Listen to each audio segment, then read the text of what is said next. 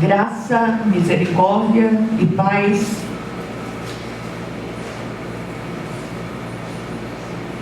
da parte do Senhor Jesus Cristo. Amém? Amém. Desculpa. O culto de hoje eu queria oferecer ao Senhor em ação de graças. Porque o Senhor é bom e a sua misericórdia dura para sempre. Eu queria oferecer em gratidão a Deus pelos anos vividos com o pastor Mauro.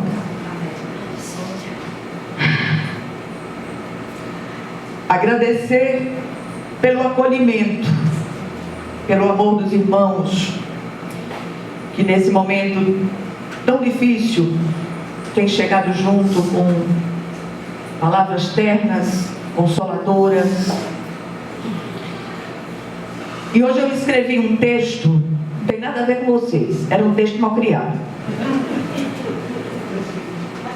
Porque é impressionante como a gente ouve idiotice nesse momento. Pessoa chegar para mim num momento desse, que eu estou rasgada, eu estou amputada, coração sangra, você precisa ter fé. Aí tem que ouvir uma malcriação. Eu disse, pimenta nos olhos dos outros, no da gente é refresco. Mas eu queria agradecer demais a cada um de vocês que tem estado comigo ombro a ombro, tem me trazido seus silêncios presentes, como a dizer, olha, eu não tenho o que dizer, mas eu estou aqui. Não há o que dizer nesse momento. E eu queria convidá-los a abrirem suas Bíblias no Evangelho segundo João, capítulo 15. E nós vamos ler daqui apenas um versículo. O texto é muito rico, em casa vocês leem todo o capítulo. João 15, versículo 16, diz assim a palavra do Senhor: vocês não me escolheram, mas eu os escolhi para irem e darem fruto que permaneça, a fim de que o Pai lhes conceda o que pedirem em meu nome. Amém? Vamos orar. Senhor, nosso Deus e nosso Pai, graças te dou, Senhor, pela longevidade frutífera do pastor Malta, pelos anos de convivência, 43 anos de convivência lado a lado, 24 horas por dia, 365 dias por ano, 366 no ano bissexto. E eu agradeço demais por essa escola viva que foi o pastor Malta. Eu agradeço, Senhor, pelos meus irmãos dessa pequena comunidade. E quanta alegria eu tenho no coração de tê-los por perto, no meio dessa dor tão grande. E que esta palavra, Senhor, ela reverbere nos corações, ela ecoe e traga impacto, o impacto de sermos frutíferos, apesar de todos os pesares. Fala conosco hoje, Senhor, em nome de Jesus Cristo. Amém. Tomara que eu consiga terminar. Pela graça de Deus. Hoje eu queria, de uma maneira especial, falar em frutificação. Para isto fomos escolhidos pelo Senhor, apesar de nós. Apesar de todos os pesares, nós somos chamados, e isso fica evidenciado nesse tempo em que nós estamos vivendo, à espera da vinda do Senhor. As palavras, elas não são tão impactantes quanto o testemunho. O maior sermão que você pode fazer sobre o que Cristo tem feito na sua vida é testemunhar com a própria vida. E eu queria encorajá-los, como cristãos, a frutificarem para Deus. Não importa o terreno, não importa a estação, não importa a força dos ventos, a fúria dos ventos, a sequidão do deserto, mas nós somos chamados por Deus a frutificar em tempo e fora de tempo. Esse capítulo é muito conhecido. Quantas pregações vocês já não ouviram neste capítulo? E Jesus é comparado aqui à videira verdadeira, a qual os seus escolhidos estão ligados. Quando paramos para pensar na afirmação feita por Cristo aqui, o coração estremece diante do tamanho da responsabilidade de sermos escolhidos por Deus, sem que haja em nós nenhuma obra meritória. O Senhor olhou para nós e disse: você não vale nada, mas eu gosto de você. Tem uma canção que fala isso, né? Uma música lá de fora que fala isso. Eu acho que Jesus falou isso para nós, porque não tinha nada em nós que prestasse, e Ele nos escolheu, Ele nos separou e disse: você é meu, nesse ninguém toca. Isso não significa que nós não teremos dificuldades, que nós não teremos aflições, que nós não passaremos por desertos abrasadores, nem enfrentaremos temporais. Mas nós passaremos com Jesus. Ele atravessará todos os desertos conosco. Porque se o Senhor não estivesse ao meu lado, eu estava da tamarineira para dentro, 3 dias de viagem. É sério demais. Você viver com alguém 43 anos, uma vida intensa, uma presença intensa na sua vida. Eu me sentei ali para não ver a cadeira vazia. E de repente, tudo parece que estremeceu, parece que nós estamos num terremoto. E eu digo: Senhor, misericórdia. Tem misericórdia, Senhor, tem misericórdia. Porque se não fosse o Senhor que tem estado ao meu lado, repito, misericórdia de mim. Tudo lembra. Não, você precisa passar uns dias fora. E eu vou para onde? Eu não posso sair de mim. Eu estou impregnada dele até a alma. E é impossível sair do que eu estou vivendo. Eu preciso viver o que eu estou vivendo. Eu preciso experimentar a minha carne rasgada, sangrando, até que passe a calamidade. Porque ela vai passar, não sei quando, mas ela vai. Mas eu preciso vivê-la. Eu preciso experimentar esse cálice amargo que eu estou experimentando. Fomos chamados, escolhidos pelo autor da vida para fazer parte de sua família e para sermos frutíferos, repito, em tempo e fora de tempo. Somos bem-aventurados, gozamos de altos privilégios. E o maior dos privilégios é a salvação em Cristo Jesus e a presença viva do Senhor fazendo a diferença para nós. Nós estamos vivendo um tempo nesta terra que se avizinha, cada vez mais os sinais mostram a vinda do Cristo. E mais que em qualquer outra época, nós precisamos testemunhar com a vida. Não é aqui dentro não, aqui dentro é fácil demais. É lá fora, no seu ambiente de trabalho, na sua vizinhança, na sua comunidade, na sua faculdade, na sua escola, onde quer que você esteja, nós somos chamados para pregar com a vida. O contexto da videira fala de uma permanência necessária como prerrogativa para a frutificação. Olha que coisa interessante isso aqui. Assim, os que permanecem frutificam. A ligação vital com a videira também produz respostas de orações segundo a vontade de Deus. Não é o terreno, não é a adubação do terreno, não é o clima, é a ligação com a videira. Essa ligação vital que faz com que nós recebamos a seiva do céu, para continuar seguindo na força do Senhor. São muitas as aflições dos escolhidos, chamados de justos pelo Senhor, não porque sejam impecáveis, mas porque foram justificados pela fé no Filho de Deus. E o que é justificação? É um termo jurídico. Deus declara justo todo aquele que recebe a Cristo como Senhor e Salvador. Esta pessoa tem suas dívidas debitadas na conta de Jesus.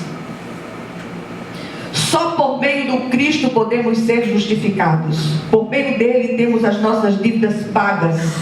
E qual o propósito dessa justificação? Uma vida de frutificação. Eu estou cansada demais de ver besteira nas redes sociais. Crentes e aqueles que se dizem crentes envergonhando o Evangelho do Senhor. E uma das coisas que a frutificação faz em nós é fazer com que nós sejamos previdentes, vigilantes e saibamos discernir aquilo que nós estamos vendo. Nem todo aquele que diz Senhor, Senhor é de fato de Deus. Abram os olhos. Deus declara justo todo aquele que recebe o Senhor.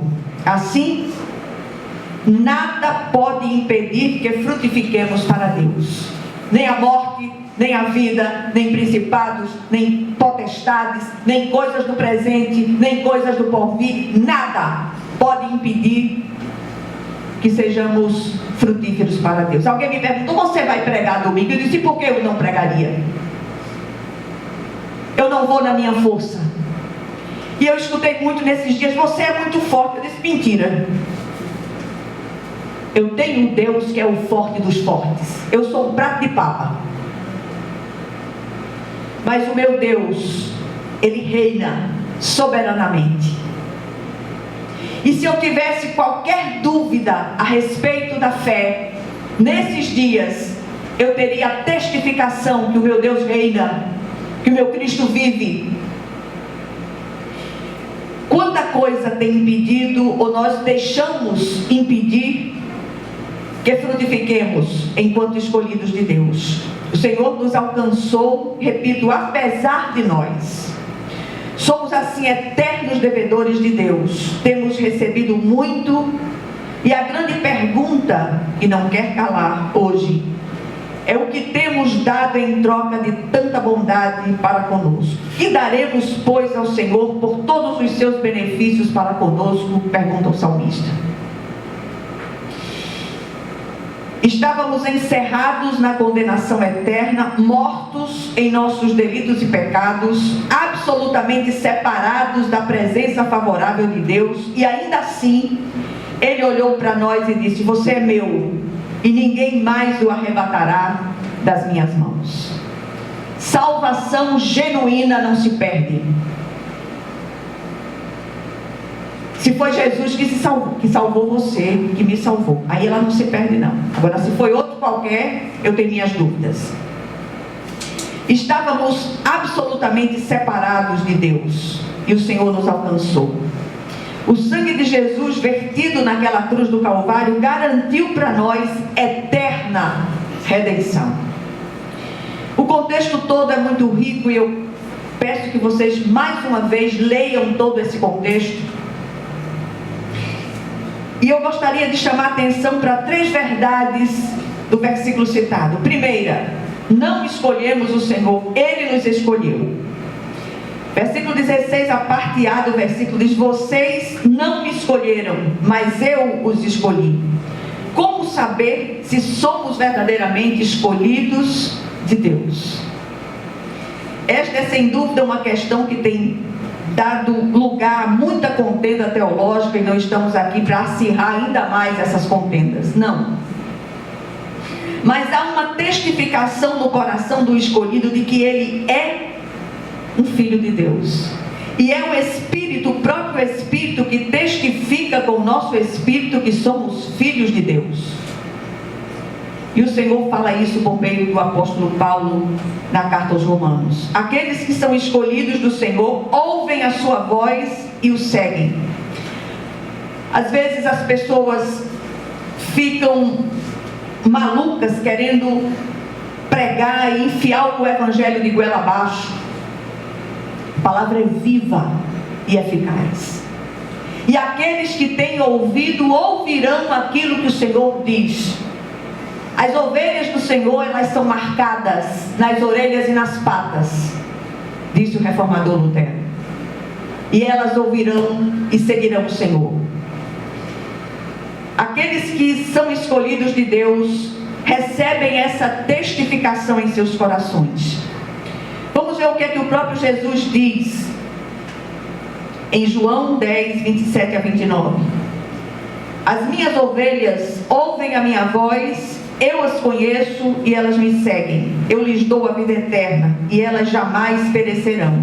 Ninguém as poderá arrancar da minha mão. Meu Pai, que as deu para mim, é maior do que todos. Ninguém as pode arrancar da mão do meu Pai.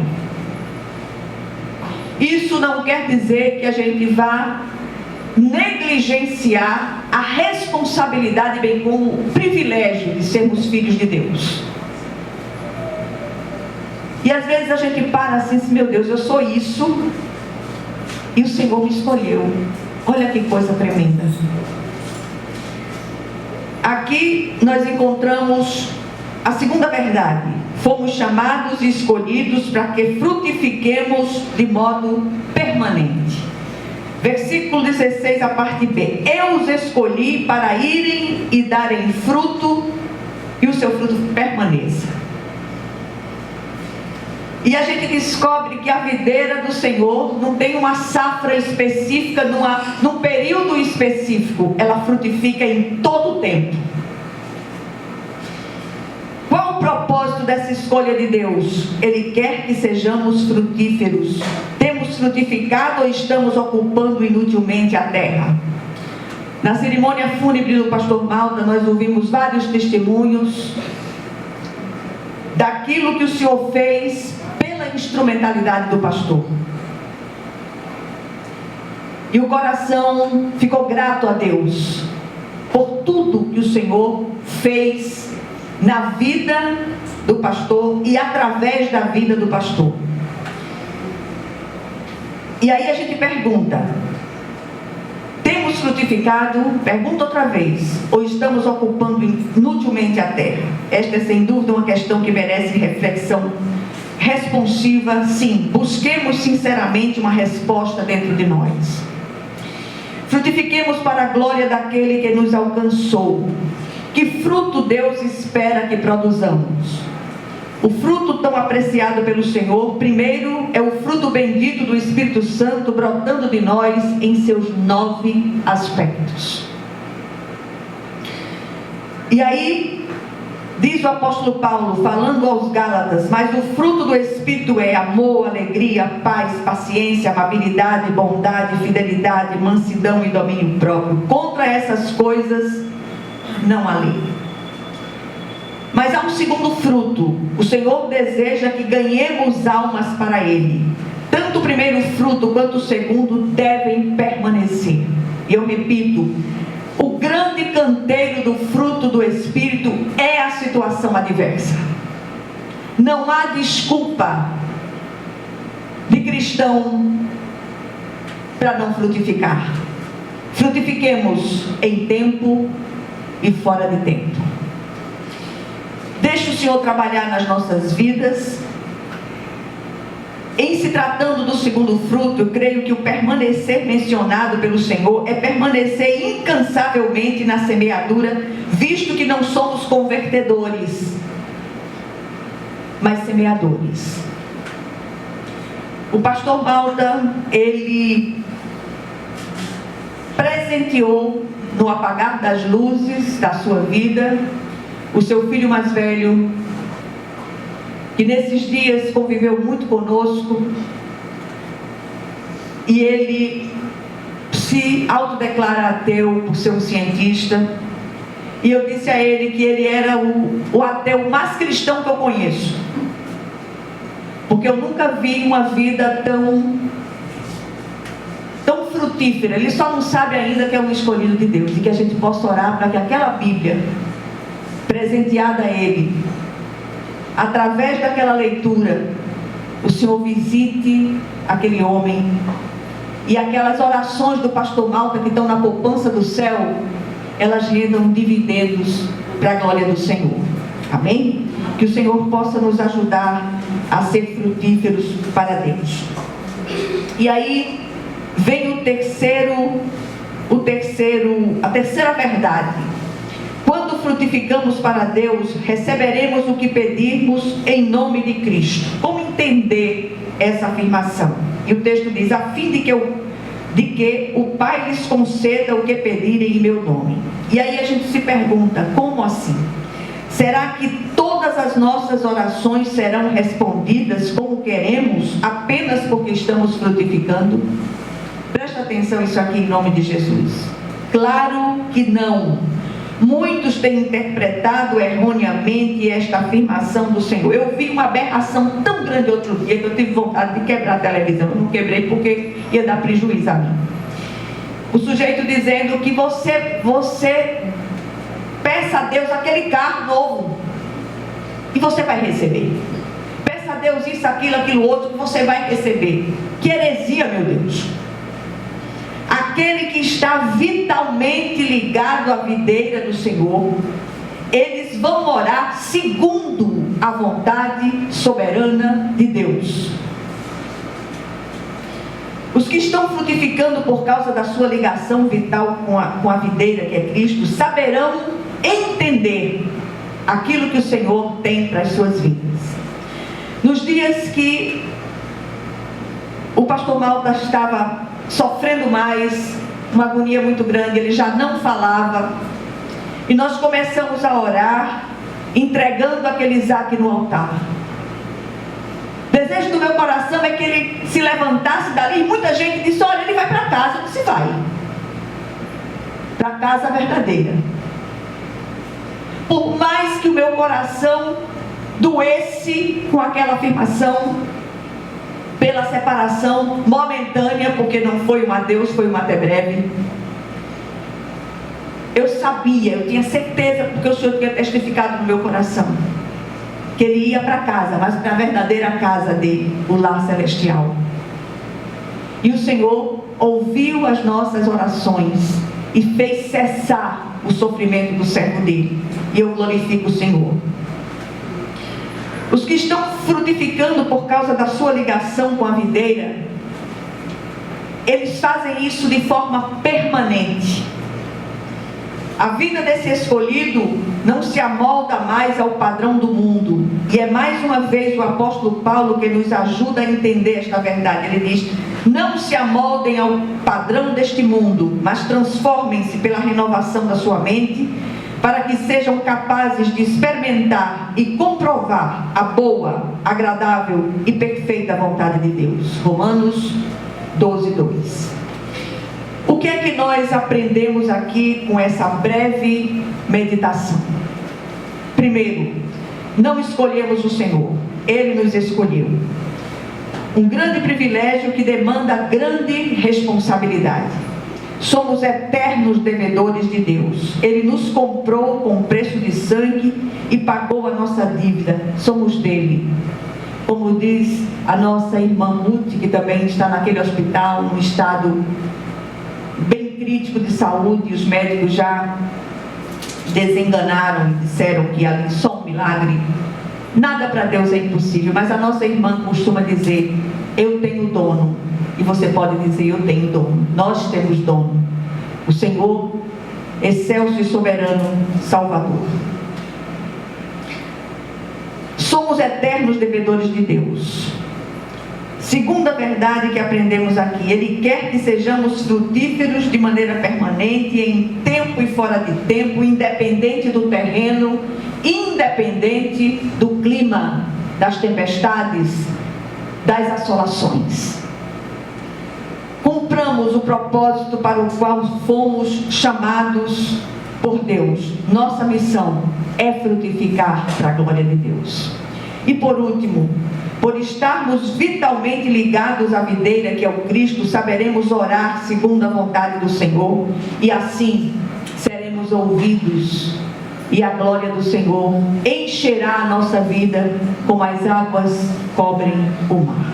Que o Senhor, Ele aplique essa porção da palavra aos nossos corações e que nós saiamos daqui hoje com o firme propósito de testemunhar, de frutificar para Deus. O maior sermão que você pode pregar é com a sua própria vida. Que a graça os alcance de modo especial, em nome de Jesus Cristo. Amém. Mais uma vez, obrigada por tudo.